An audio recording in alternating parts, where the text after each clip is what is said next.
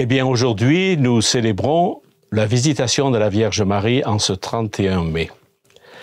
Après l'annonce que l'ange lui a faite, Marie se met en route et elle part annoncer à sa cousine Élisabeth la bonne nouvelle.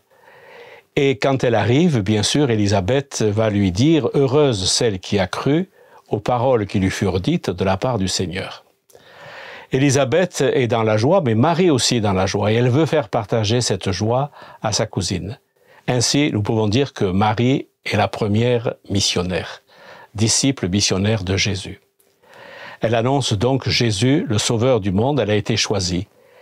Et elle va faire éclater sa joie dans la prière du Magnificat.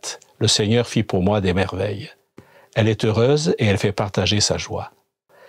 Et en même temps, je me dis, si Marie est missionnaire, si Marie part annoncer la bonne nouvelle, c'est qu'elle puise sa force dans la prière. Et c'est, je crois, un exemple pour chacun d'entre nous et un modèle.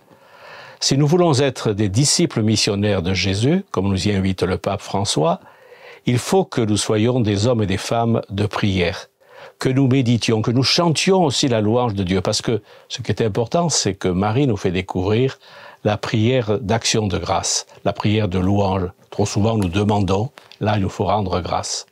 Et en même temps, donc, Marie se met au service de sa cousine.